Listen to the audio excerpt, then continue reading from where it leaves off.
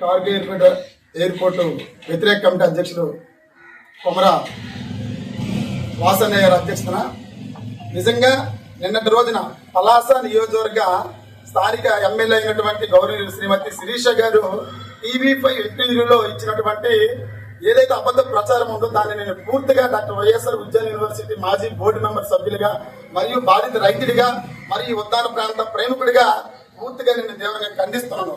కారణం ఏంటంటే ఈ రోజు ఆవిడ మాట్లాడుతుంది శంషాబాద్ ఎయిర్పోర్ట్ భూములను తీసుకొచ్చి మన పచ్చని పంట పొలాల యొక్క భూములతో సరిపోల్చడం అనేది నిజంగా ఎమ్మెల్యే గారు మీకు ఈ ప్రాంతం పైన అవగాహన రాహిత్యం ఉందని నిన్న మీరు ఏదైతే టీవీ5 లో మాట్లాడారో పూర్తి నిదర్శనమని ప్రజలందరి ద్వారా నేను తెలియజేసుకుంటాను.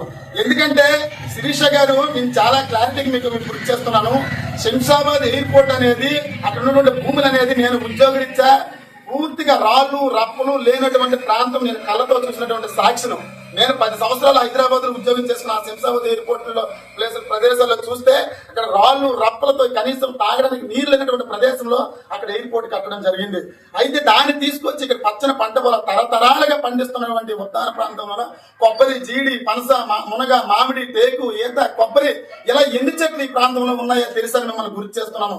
ఈ రోజు ఈ సారవంతమైనటువంటి ఉద్దాన ప్రాంతంలోన కనీసం కొన్ని లక్షల చెట్లు, కొన్ని లక్షల కూరగాయల చెట్లు, కొన్ని లక్షల ఆహార వాణిజ్య పంటలు మా ఆకలిని తీరుస్తుంది, మా కష్టాలను తీరుస్తున్నటువంటి పంట పొలాలు ఏవైతే ఉన్నాయో, ఉదాహరణకి ఇప్పుడు మన సారవంతమైనటువంటి భూములోన కందమనం పండుతుంది, లేదంటే కరదుంపలు పండుతున్నాయి, లేదంటే సీతాఫలం చెట్లు పండుతున్నాయి, లేదా సపోర్ట్ పళ్ళు పండించుకోగలము, వంకాయలు, మిరపకాయలు, ఇంకా ఇతర బెండ, లేదనుకుంటే ఆనప చెట్లు, కొబ్బరి చెట్లు, లేదంటే ఏ వ్యవసాయం కూడా అంటే ఎలాంటి పంటలైనా సరే 24 గంటలు 12 నెలలు కూడా ఈ 12 నెలలు కూడా పండించే పంటలకు అనువైనటువంటి ప్రదేశాన్ని తీసుకొని మీరేమో ఇక్కడ స్థానికంగా నేను ఎమ్మెల్యేనని చెప్పుకొని అక్కడెక్కడో తెలంగాణలోనే రాళ్లు రప్పలు శంషాబాద్ ఎయిర్పోర్ట్ తో పోల్చడం మీకు తగినని నేను చాలా తీవ్రంగా ఈ వీడియో ద్వారా మిమ్మల్ని హెచ్చరిస్తున్నాను కూడా. శిరీష గారు చాలా క్లియర్ గా మళ్ళీ మిమ్మల్ని రిక్వెస్ట్ చేస్తున్నాను. ఎందుకంటే ఈ రోజు కార్గిల్ ఎయిర్పోర్ట్ వ్యతిరేక పోరాట కమిటీ అనేది మా యొక్క స్ట్రెంత్ సరిపోలేదు, మా యొక్క బలం సరిపోలేదు, మా గలం సరిపోలేదని ఈ రోజు అధ్యక్షుల హోదాలోన ప్రజా సంఘాలకు పిలిపిస్తున్నాము. మరి ఏదైతే ఈ ప్రాంతం మీద అవగాహన ఉన్నటువంటి పచ్చదనం పరిశుభ్రం ఏదైతే ఉందో ఆ పచ్చదనం పరిశుభ్రం కోసం గానీ, పరిరక్షణ కోసం గానీ, లేదంటే మేధా వర్గాలని మేము పిలిస్తే వాళ్ళు వచ్చి మా యొక్క ఆవేదనని బయట ప్రపంచం తెలియజేయడానికి వస్తున్నారు తప్ప వాళ్ళేమో ఖాళీగా కూర్చొని మా దగ్గరికి వచ్చి మమ్మల్ని రెచ్చగొట్టే ధోరణి వాళ్ళు చేయట్లేదని ఈ వీడియో ద్వారా మిమ్మల్ని గుర్తు చేస్తున్నాను.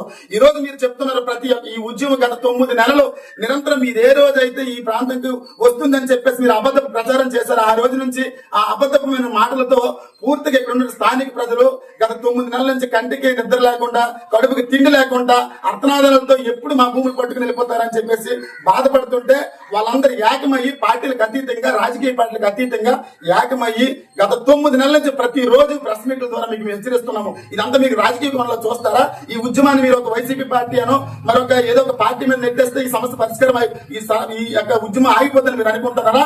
పూర్తిగా చెప్తున్నానండి, ఇది వైసీపీ కాదు, ఇది పూర్తిగా బాధితుల పక్షాన మేమందరము విడిమి గ్రౌండ్ అని మేము ఆ రోజు అనుకున్నాం. ఇక్కడ తెలుగుదేశం పార్టీ, వైసీపీ, జనసేన ఏమీ లేదు. భూ బాధితులందరం ఒకే పార్టీపై నిలబడి ఒకే మద్దతుగా ఉండి మన హక్కులు మనం కాపాడుకుంటాము. ఆర్టికల్ 19A ప్రకారము ఏదైతే ప్రశ్నించే తత్వం ఉందో, ఏదైతే మన స్వేచ్ఛ హక్కులు ఉన్నాయో, మా భూములు కాపాడుకోవడం కోసము మాకు ప్రశ్నించే హక్కు ఈ రాజ్యాంగం కల్పించింది. కాబట్టి ప్రతి ఒక్కరు ఇక్కడ ఉన్నటువంటి నేను ఒక్కడనే కాదు, ఇక్కడ మాట్లాడుతున్న ప్రతి ఒక్కరి ఆవేదనని మీరు అర్థం చేసుకుని వెంటనే ఈ కార్గో ఎయిర్పోర్ట్ అనేది నిలుపుదల చేయాలని ఈ యొక్క నిర్ణయం అనేది పూర్తిగా మీరు చేస్తున్న నిర్ణయం మా రైతుల్ని మీరు ఉద్యమంగా ఆలోచించండి. ఉద్యమాన్ని విప్లవ ద్వారంలో మీరు తీసుకెళ్ళబోద్దని మిమ్మల్ని గుర్తు చేస్తున్నాను. ఉద్యమం లాగే మమ్మల్ని గుర్తించండి. ఈ ప్రాంతం కోసం చాలా మంది మేధావులు భవిష్యత్తులో వస్తారు, రప్పిస్తాము. ఈ ప్రాంతం యొక్క సమస్యని ఈ రోజు జిల్లా స్థాయి కదా, రాష్ట్ర స్థాయిలో కదా, అవసరమైన దేశ స్థాయిలో తీసుకెళ్లే ఆలోచనలో కూడా ఈ కార్యవర్గ కమిటీ ఉందని ఈ వీడియో ద్వారా మిమ్మల్ని గుర్తు చేసుకుంటూ, మరి ఏదేమైనప్పుడు కూడా శిరీష గారు మరొకసారి మీరు స్థానిక ఎమ్మెల్యే ఉన్నారు కాబట్టి ఈ 9 నెలలు మేము పోరాటాన్ని మీరు శాంతియుతంగా ఒకసారి ఆలోచన చేసి మీరు నమ్ముకునేటువంటి ఉద్దాన ప్రాంతంలో రైతుల్ని తీసుకొచ్చి నిజంగా ఇన్ని కొబ్బరి చెట్లు ఉన్నాయా, ఇన్ని జీడి చెట్లు ఉన్నాయా, ఇక్కడ పనస చెట్లు ఉన్నాయా, ఇంత పంట పండుతుందని మీరు తెలుసుకొని ఇక్కడ ఏ ఒక్క సెంటు భూమి కూడా శంషాబాద్ ఎయిర్పోర్ట్ లాగా ఖాళీ ప్రదేశం కాదని గుర్తు చేసుకుంటాను. ధన్యవాదాలు.